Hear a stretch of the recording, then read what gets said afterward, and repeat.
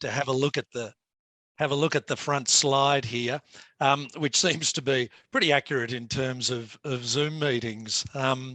But if we go to the next slide, we're going to talk about the trends that we have seen and most importantly, where to from here. So for us in the data and analytics and numbers space, this was nirvana. Data suddenly became everything. So the geeks did inherit the earth. We're obsessed by case numbers and percentage that are infectious in the community and vaccination rates. And, we were talking at work, it's kind of nature's way of teaching people maths. But we found that in business and with the clients we deal with, we deal with businesses at very different ends of the spectrum when COVID hit, with really stable industries. We deal with about 20 odd superannuation funds who obviously have to be extremely resilient through this, right through to AFL clubs who were, those of you who may remember last year, were thrown into turmoil. And it was very interesting to see the differences there. But in business, it's obviously been an agent of change, COVID, the likes of which we've never seen in our lifetimes, and measurement has become paramount. How do you measure productivity in a totally distributed workforce? How do we get on top of measuring profitability and efficiency when businesses have to pivot in days just to stay afloat? How do we even know if people are paying attention in Zoom meetings? And who can, for example, who's looked at their phone during this session this morning? And obviously you wouldn't do that typically, not for much time in a face-to-face meeting. And I'm probably not the only one in this call who's been caught out with so what do you think about that, Darrell, halfway through a meeting? So things have changed. And what are some of the common themes that we've seen that have played out? If we go to the next slide, please. And what we saw and have seen throughout the businesses we work with is it's sort of fallen into 5 major phases. And I've categorized them like this. First, it was the shock and awe, of course, that pretty much every business went through when we all went into lockdown, and we spent the first 1-2 weeks just trying to make sense of it all. Then we kind of moved, and people had to move quickly into a phase of what I call reconnection. And that's reconnection with our people, our colleagues that we work with, reconnection of processes, obviously reconnecting with customers and finding that way of what was the platform we were going to use. And you remember we were all laughing about mute buttons and which platform and how do you share your screen and how do you even get into the right breakout room, and what am I going to do about my cats and children? But then we started to move beyond that, and businesses, when the novelty had worn off, we have to realize this wasn't going away, and we have to seriously reimagine our businesses. Imagine a food businesses without the ability to order online, or Uber Eats, or retailers without click and collect. So digital transformation agendas were accelerated very, very quickly. People had obviously been thinking about these things, but it had to move quickly, and businesses needed to be reimagined because there was no alternative. So once that reimagining had happened, we had to re-engineer, and that meant how do we then build? How do we do the things we need to do to re-engineer that? And then finally, this restabilization. So if you just click once there, that's the sort of phase we're seeing that people are in now. Typically, people are rebuilding and people are restabilizing their businesses, hopefully, and they're getting to a space where workforce arrangements are going to be changing. The office space is going to be a very different thing in the future. and re-establishing resilience measures so that we're better prepared should this happen again in the future. Because the reality is, sort of sadly, that there will inevitably be a next time we have to face this, even when we're out of this one. So we'll keep ticking along. I'm just going to walk you through a case study here that shows how this played out in one company I'm very close to, and it's quite a large company with 7,000 staff globally, based in London, based here in Australia and Hong Kong, South Africa, a couple of other places. And they are really a back-end company offering strong data and administration services into the financial services industry. They hold big databases on behalf of financial services companies. They run contact centers for those companies. They do a lot of the forms processing and provide some digital platforms, websites, etc. So what happened to a company like that? But it is indicative of what happened to many organizations. So that responding phase, they had to bring contact center staff had to be brought online from their homes, and that's thousands of people who had to be brought online over a weekend. So obviously people had been working, round the clock to make that happen. The reconnection phase, and maybe this is the same for many of you, who went to Zoom first. We tried Zoom, they tried Teams, they tried Hangouts. We had people on different platforms, etc. And it became important to get consistency in what was going on there. And then, then they started to reimagine. There were a whole lot of that forms processing that was done manually. Well, without workforce there to be able to do it and physically get forms into people's hands, robotic process automation became important. RPA was accelerated, office space changing, obviously. But they were thinking, all right, well, in this chaos, is there opportunity for new products for our clients? And then the re-engineering happened. Office space was refitted. Work from home equipment was set up through Officeworks, so people could just order chairs and laptops from directly from Officeworks with a plan that was set up there and get that delivered to their homes. They developed an app for one of their clients that has been used. It's around virtual shareholder meetings, and that's been a revenue generator coming out of that chaos. So that re-engineering happened, and it's now sort of reasonably stable, blended working. So the office space has been turned into, about half the space, if not a third of the space that was previously used, but the kind of hot desk principle taken to its nth degree there. So and that shareholder app, as I said. So they're now looking at how they're growing, and that stabilization has happened. The new normal has been established, and they go on from here. And that has to be the approach for many organizations. But where to start? So if we go on to the final slide, please.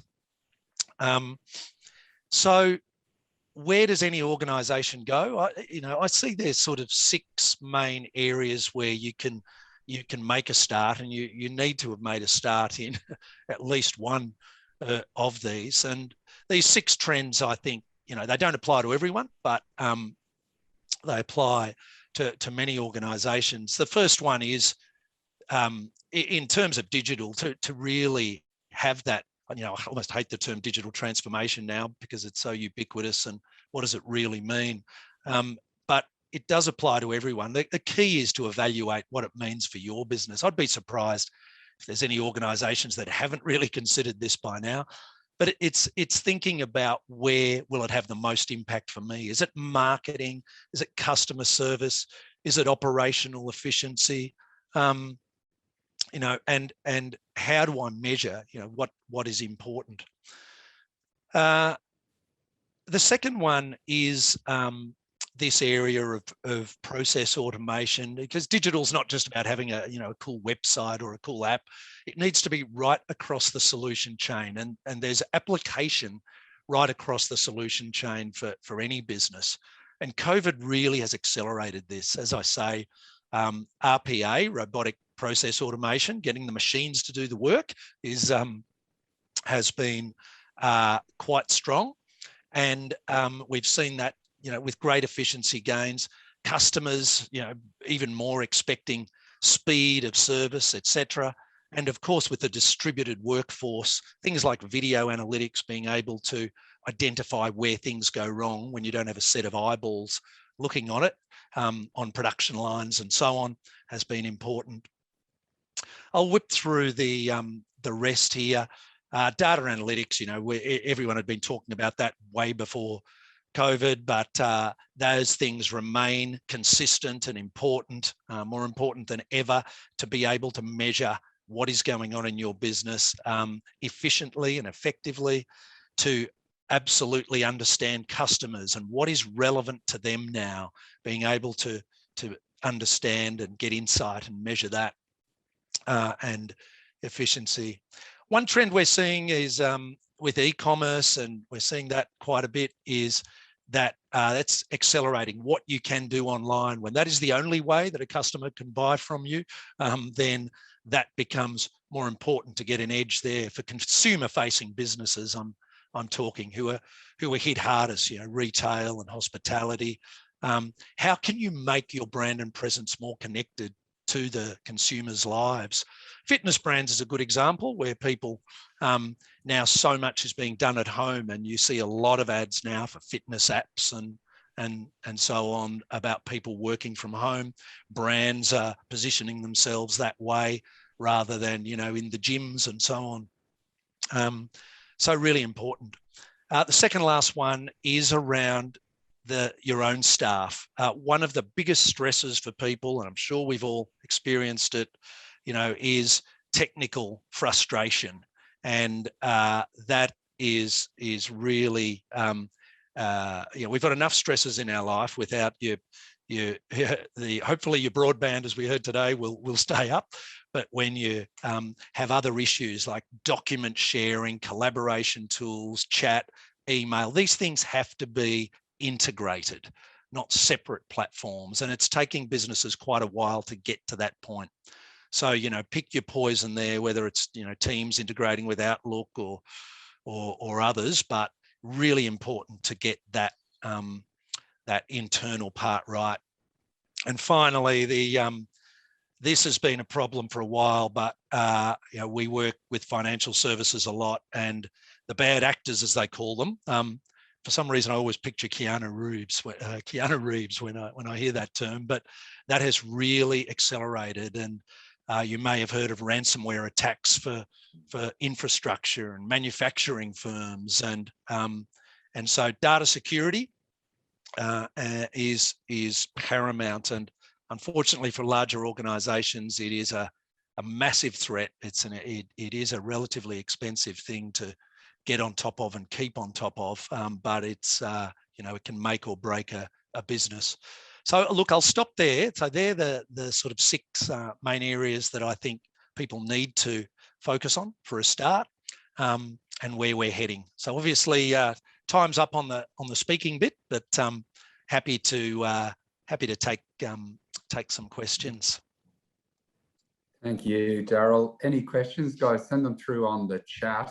And as folks do that, Darrell, I guess a lot of companies that we engage with at Northlink, wonderful businesses, SMEs, and they're at that jumping off point, I say this respectfully, may have started at someone's home, but they're at that jumping off point. They know that digital is important. They know data is important, but they've probably been more intuitive in growing their business, and they're at that jumping off point. Where would a company like that start in terms of engaging around data and more broadly digital? Yeah. So that point around intuition is a really important one. So even as a data geek and CEO of a data analytics company, data plays I believe data plays a secondary role to experience here, and it should support. It shouldn't necessarily lead. And there's nuance around that. But take the example of the AFL club. So we work with a number of the AFL clubs. And so that's an area where, you've got a coach who may have had, 20, 30 years of experience. And some of the coaches at the clubs are more driven by the numbers. Some are more driven by gut. Typically, the head coaches are driven more by their intuition, but they have big teams under them that are saying, well, here's what the numbers are saying. And they do take notice of that, but as a supporting act to where the strategy of the business is. And that's when it's working best, is when you have the efficiencies around your measurement to support decisions that the company is making. But ultimately, nothing beats experience, but you do need to get that supporting evidence and make evidence-based empirical decisions. Thank you for that. And maybe a follow-up. Every business has data, whether they realize it or not. Some of the challenges can be, I guess, it's there, but the credibility of the data can be a challenge. What staff put in, what owners put in. Can that still be useful information for companies? And is that part of that process for them? Yeah, sure. So, look, data governance, as we call it, is a critical thing, and that's around how your sort of end-to-end treatment of information is handled. The one advice I can give is free format fields are the enemy of data analytics when information is just put in text with reams of text in there. I mean, you can do a lot with text analytics these days, but much easier, much better to turn that into categorical information. By that I mean, instead of allowing free format text fields, just have drop downs with 5 options, and you choose one of the options. That's one of the simplest things you can do to help get your data governance right at the source, and that's the place to get it right, because the rest will then follow. Superb, thank you. We have a question here. Darrell, where are we globally on data analytics sophistication, noting your experience overseas as well? Yeah. And if by where are we you mean Australia, look, not bad, because there's a lot of hype out there that it's all about the big banks are way ahead and they're using AI and they've got robots everywhere, and it's just not the case. There's still a lot of silos in a lot of businesses where data sits in 10 different places, and Jane's got a spreadsheet and Fred enters data in a different way. That's the reality. But what we are seeing is a great deal of focus these days. I mean, I've been in this game for 30 years, and really the acceleration in the last 3 or 4 years has been the highest I've seen, and that has only accelerated even more in the last 18 months. So Australia's not bad at all, but as businesses, I'd say to those who are smaller, don't feel you're a long way behind. It doesn't take much to be on the same footing or on enough footing for you to get really good value out of it. It's just about making a start with small steps. And to really, it's about removing the silos, I'd say, is to get integrated view is the strongest step forward. Thank you, Darrell. And look, our data analytics hub is there as a starting point. Absolutely. And businesses such as Empirics are there as that next step. So there's a natural progression there as well. Yeah, that's right. Nice plug. Okay. Yeah, do you like that? Seamless. Yeah. Seamless. Thank you, Darrell. I really appreciate your time and your ongoing support of the hub as well. We'll keep moving. I'm being told we're slightly behind the other breakout session, which will make me, I'll get ribbed for that for the next week on that internally at Northlink. So we'll push on.